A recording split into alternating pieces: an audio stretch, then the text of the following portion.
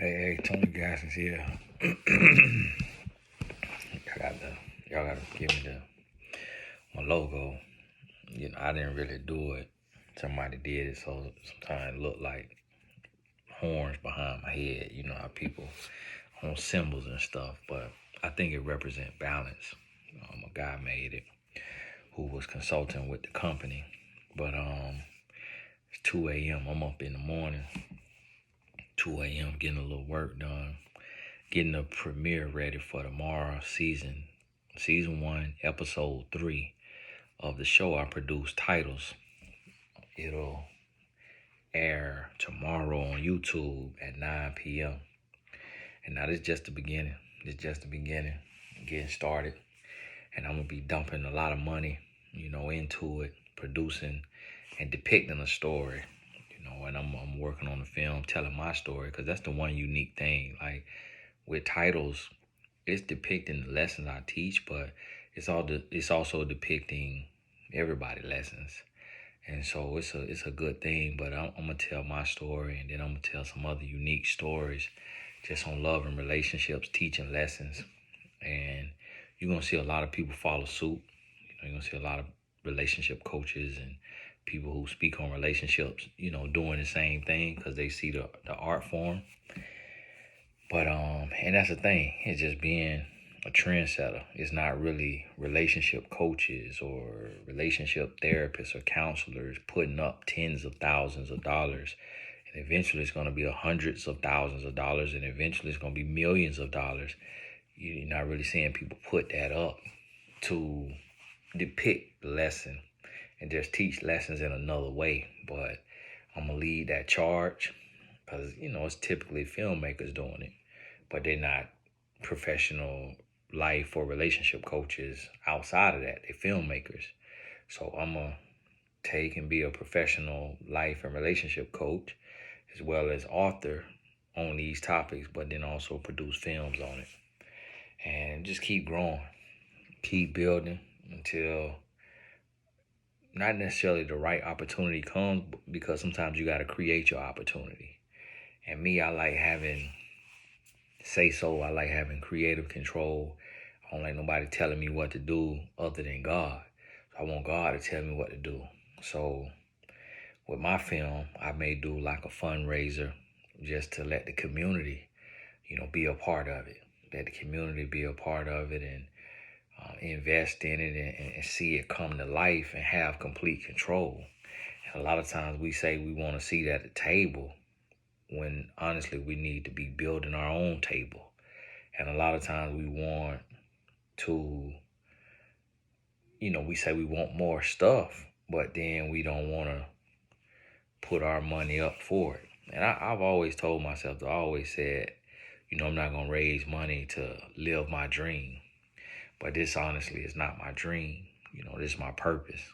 I never dreamt about being a filmmaker or anything like that. It's just sometimes you realize you got to use everything that you have to get a message out, to get a message across. And so, I'm gonna be turning it up in 2022. And it's gonna be a lot more videos. For one, is because I want to be able to provide for my family doing what I love to do. And I feel like it's no better way than to be able to earn your living than living your purpose. And a lot of times we spend so much time and energy and money doing all this stuff when if we just focus on our purpose. So in 2022, I'm going to be just everything the Lord give me, I'm going to be putting in the video. So you might see 8 videos in a day some days. You might see 3 videos in a day. But I realize what the Lord said to me, and I'm sharing this as I go because this is a documentary. That every video I do is a documentary. So that when the Lord called me home, my videos will be a documentary. My sons will be able to take my videos and piece them together and tell my life story. It's just like a video diary. And so that's why I don't do a whole bunch of editing and all of that, because I want it to be real. I want it to be on one take. I want it to be the first take. I want it to be raw and authentic. not all edited up and stuff chopped out and all of that like most people do. I want to be real and raw. And so what I'm gonna be doing is I realize God put a lot in us. He put a lot on us, put a lot of wisdom in us, and a lot of times we don't share it. And I'm gonna be honest with you, the truth ain't easy to take. The truth can be hard, but I'm gonna be sharing those things and risking getting canceled, risking being alienated, risking being, talked about and people grabbing sound bites and taking it out of context, but to lead a tribe, to help a group of people who want some help, who want some accountability, who want somebody to be in their corner. That's what I'm gonna be doing, and I'm putting that out there.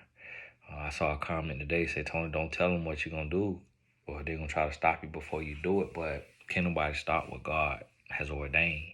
Can nobody stop what God doing?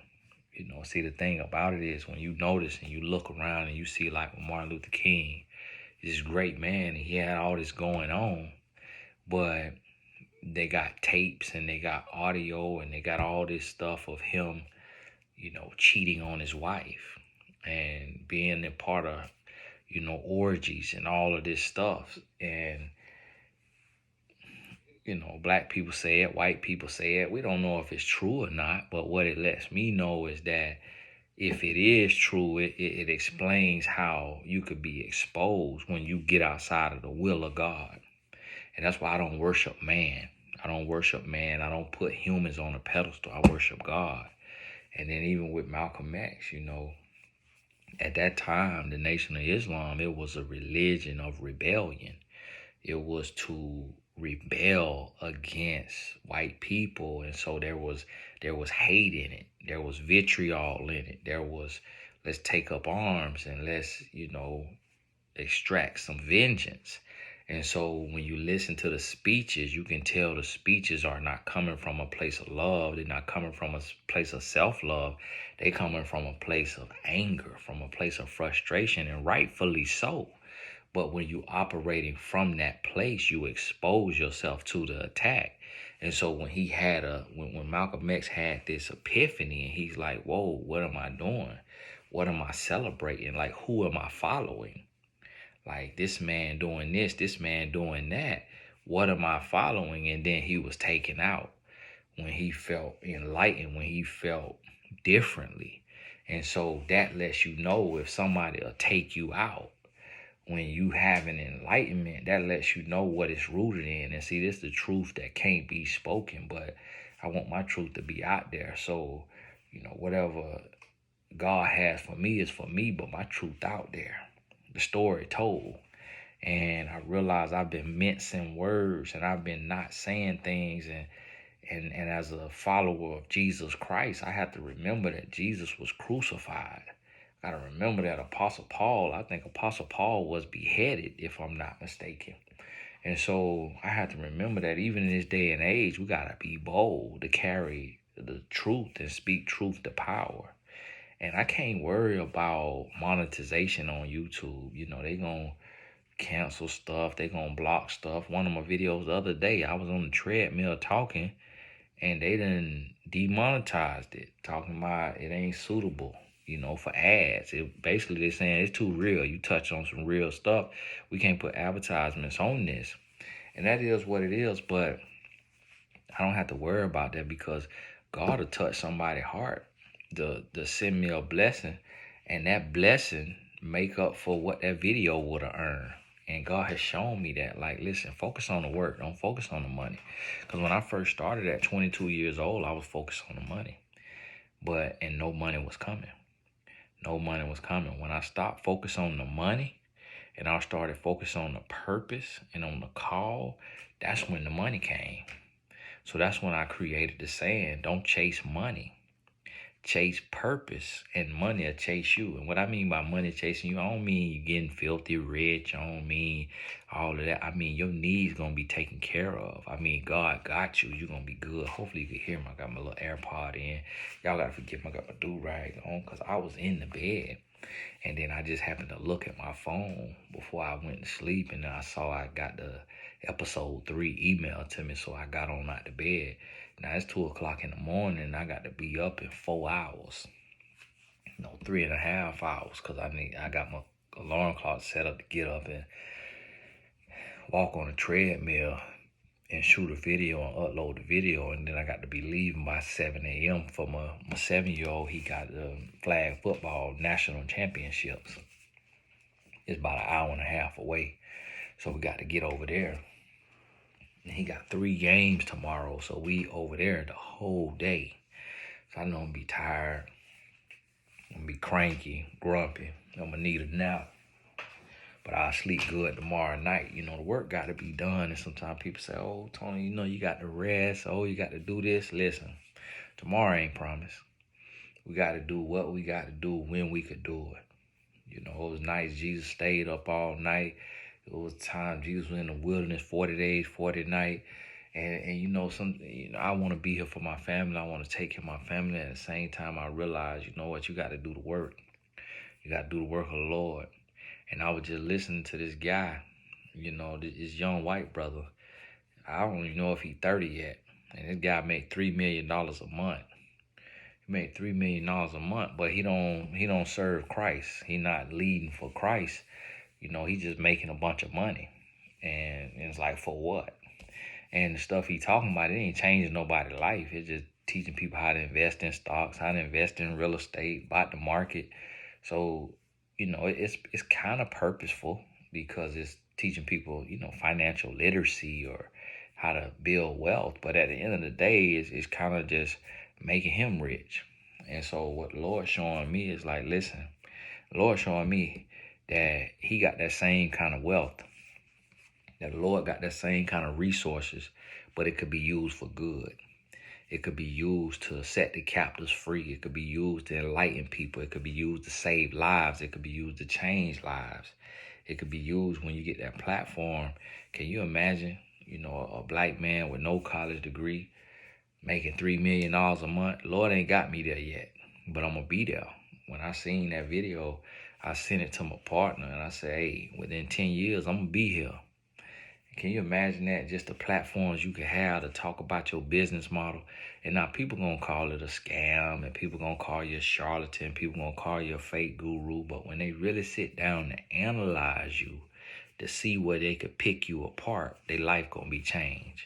They're going to be enlightened, and they're going to realize that, this the real deal over here.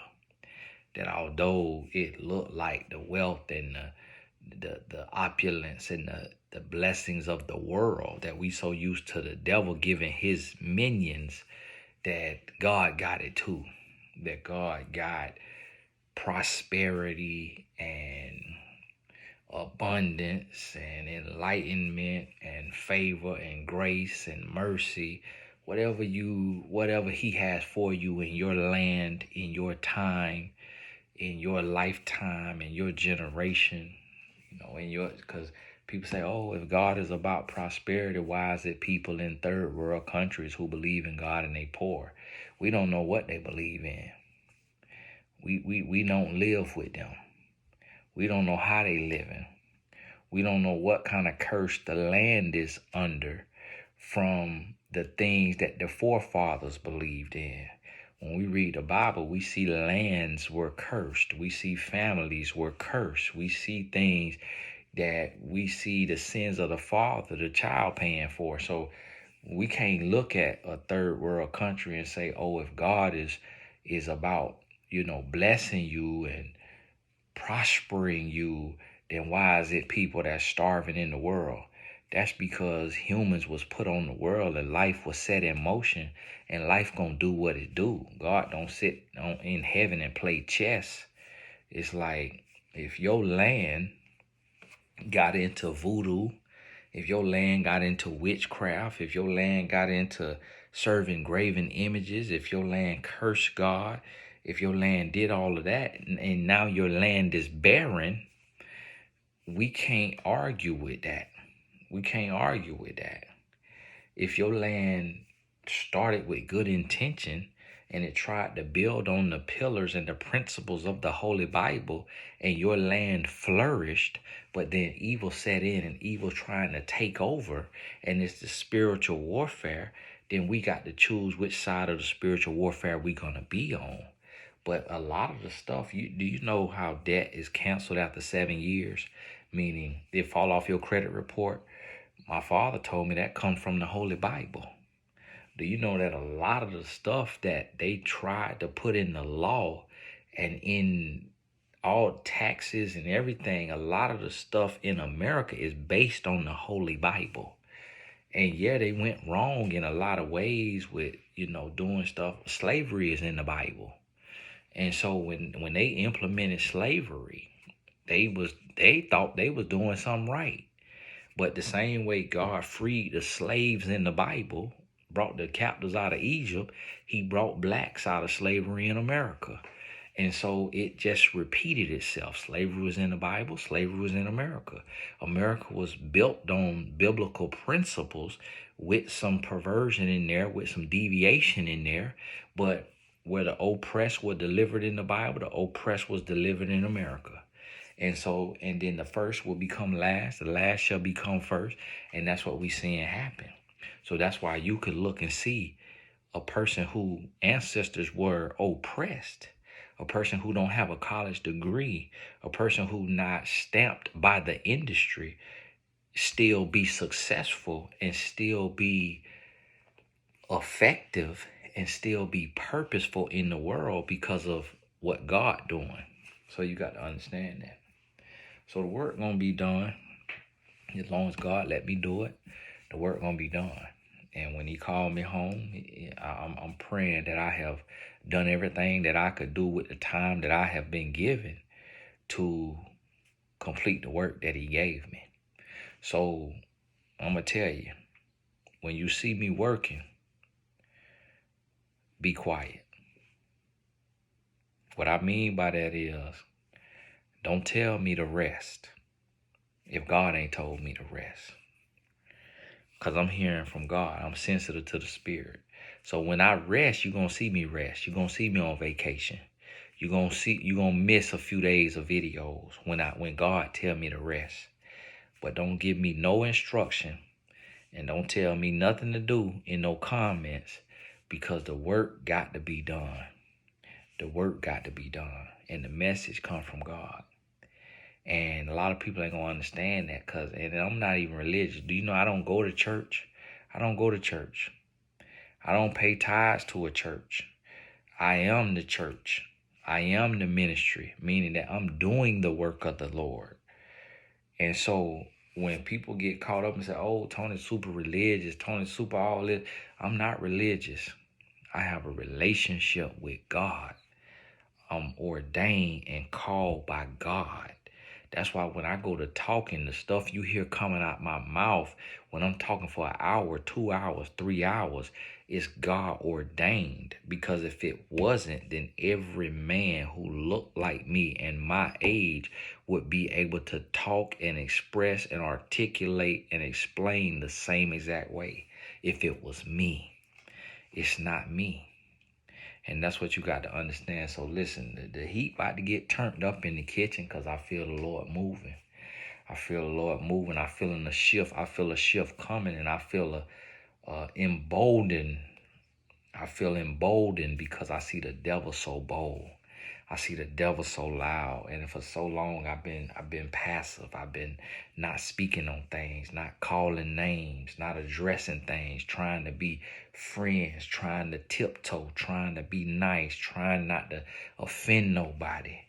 But I've been failing. And do you know it was Charlemagne on the Breakfast Club that said to me, we was texting, and I say, man, one day when I get my platform, I'm going to tell the truth.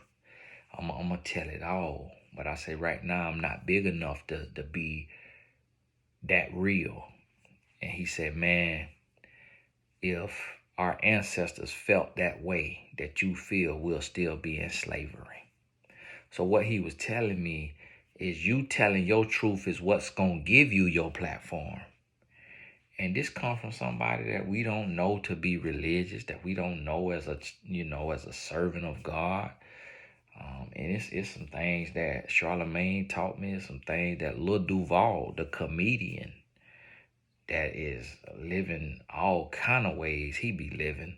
It's some stuff he taught me. So it's God to use any kind of person who in any industry to drop a word on you, because you're gonna receive it differently, and God know how you're gonna receive it and what's gonna stick with you. So 2022, I'm gonna be speaking names. I'm gonna be addressing stuff. And I don't want you speaking names in my comments if I don't speak a name. But I'm going to be addressing stuff. And some stuff you can't speak. Some stuff you can't speak names. Some stuff you got to address the behavior. And the reason I say that is because it's certain people that they'll kill by their name. And I'm one of those people. And I'm praying for deliverance from God. But because I'm still one of those people and I haven't fully been delivered from being ready and willing to kill by my name, that's why I don't speak on every name, because killers know killers. And so if you know it's in you, you can see when it's in somebody else, so you know what to speak on and what not, because you don't want your message to get cut short from your ego, from your arrogance, from your pride. So you could recognize stuff, and God give you that spiritual discernment to know who and what you could speak on and when you could speak on, and when you just got to address the behavior, address the action without speaking names. But the message gonna go forth and it's gonna be real. It is Tony Gaskins. God bless you. Spirit, just let me, I'm tired. I gotta go and get a little sleep. God bless you. We'll talk soon.